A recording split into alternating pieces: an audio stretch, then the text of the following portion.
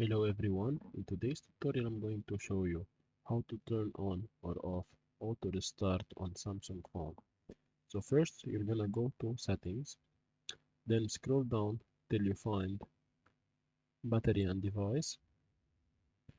Then here in the new phones you're gonna go to the 3 points on the top part of the screen, and here will be the option to auto optimization.